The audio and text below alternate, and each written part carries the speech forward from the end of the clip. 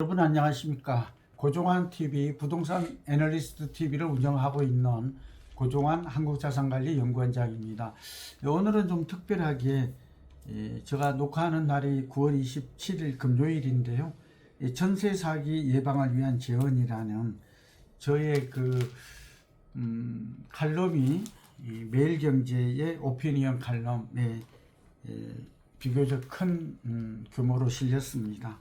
이 내용을 잠깐 좀 소개하고 그 다음에 시장 전망 또 우리의 내 집 마련 전략과 관련해서 제2 동탄으로 이렇게 기대가 되는, 예전에도 말씀드렸습니다만 원주, 춘천, 천안, 아산, 이게 이제 그레이트 서울의 개념이 포함된다는 얘기를 우리 시청하는 여러분들은 이제 이미 들어서 알고 계시죠?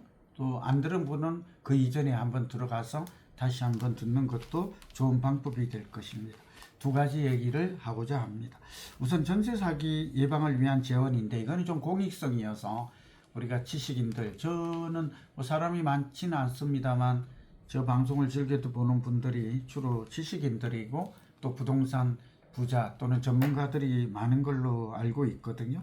그래서 제가 생각했던, 제가 요즘 관심을 가장 기울이고 힘쓰는 부분이 전세 사기 예방 대책입니다. 왜냐하면 이 전세는 우리나라만 있는 제도요. 고려 때부터 시작해서 이게 일본의 그 시대의 이 제도가 이제 물건이 아니라 채권적인 계약으로 이렇게 정착이 됐거든요. 그리고 최근에 전세 사기 특별법이 이제 여야 합의로 통과된 거는 다 아시잖아요.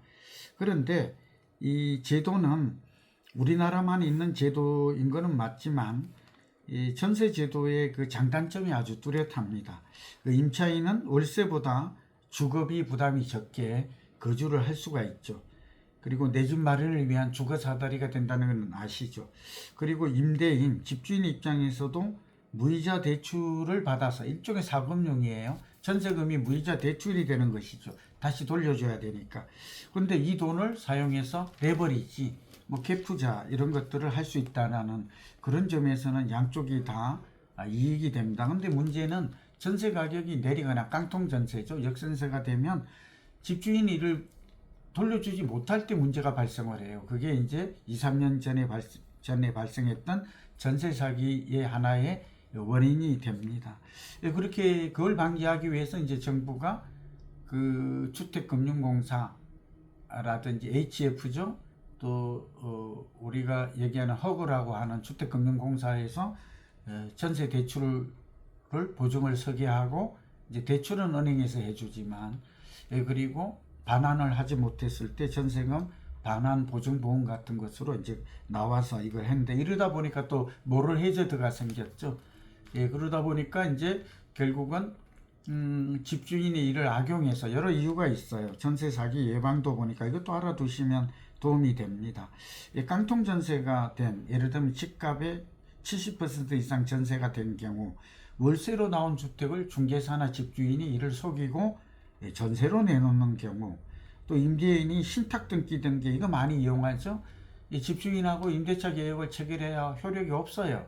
신탁회사하고 해야 되는데 신탁 등기의 개념을 모르니까 속수무책으로 당한 경우, 다가구 주택 같은 경우 쪼개기 대출이라고 들어보셨죠. 이 쪼개기 대출을 통해서 사실은 대출이 많은데 얼핏 보면 대출이 많지 않은 걸로 이렇게 보여져서, 그러니까 대출하고 이 보증금하고 합하면 거의 뭐 집값에 비슷해지는 경우가 많은데 이를 모르고 한 경우도 있고요.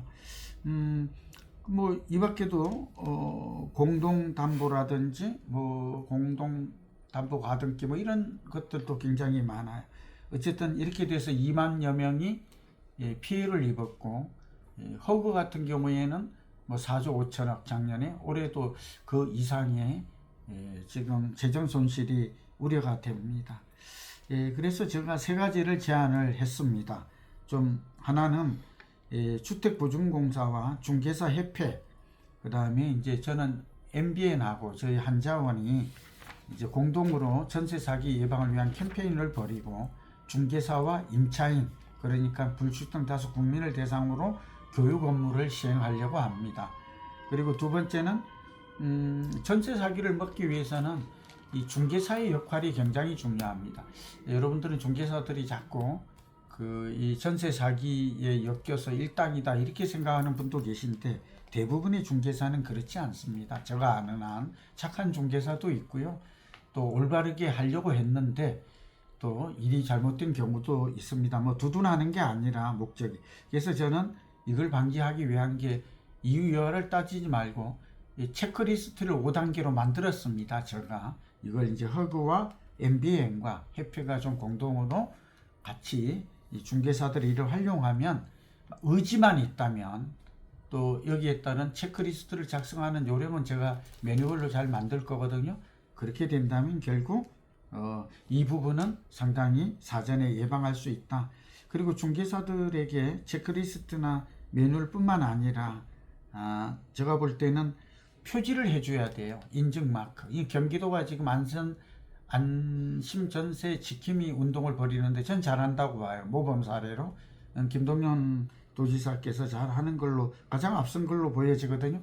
그래서 중개사 중에 안심 중개사는 표지가 있어야 우리 젊은이들이 쉽게 어디를 가야 누가 믿을 만한 중개사인가 표지가 없다면 찾아갈 수가 없죠. 안심 설계사처럼 말이죠.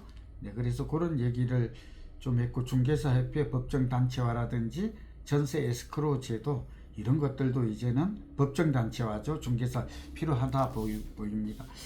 또 하나는 일주일에 한 번씩 하다 보니까 예전에 나왔던 얘기인데 오늘 또 일부 기사가 보여서 다시 한번 제가 반가웠어요.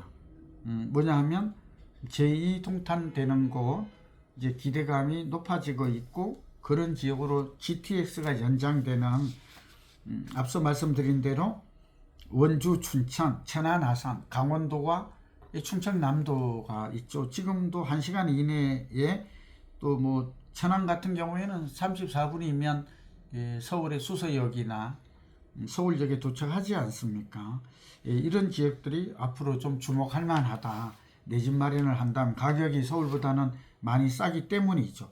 그래서 GTX 노선에 이제 정부가 지난 1월에 원주, 춘천, 천안, 아산을 정차역으로 추가를 했고요. 또 하나는 GTX 이제 여기 김포, 인천까지 이렇게 원주에서 이어지잖아요. 춘천에는 GTX-B, 천안과 아산에는 GTX-C가 그리고 원주에는 GTX-D가 들어서게 됩니다. 좀 이해되셨죠?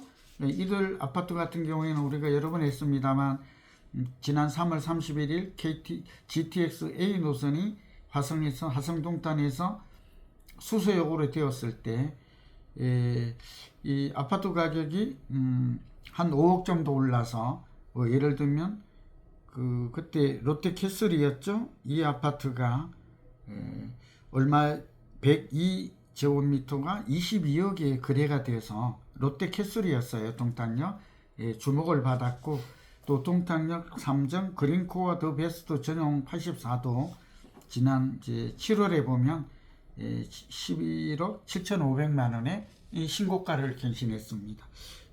말하고자 하는 요지는 GTX가 정차하고 뚫리게 되면 집값이 적어도 15%에서 많게는 뭐 20% 넘게 23%까지 오르더라 하는 얘기고 그러한 기대감이 좀 증폭되는 곳들이 충청도에서는 경기도에 인접한 천안, 아산 거래량이 좀 증가하고 있죠. 그 다음에 원주와 춘천 이런 것들도 이제 은퇴 후에 내 집 마련 대상으로 삼아도 좋고 이제 조금 몇 년만 기다리면 이 착공 연도를 확인하셔야 돼요. 나와 있으니까 예상 이런 지역에 적은 비용으로 내 집 마련을 하는 것도 미리 사두고 당장 이사 가는 것은 아니죠. 갭 투자로 내 집 마련하는 것들이 이제 필요한 분들에게는 참고가 됐으면 좋겠습니다.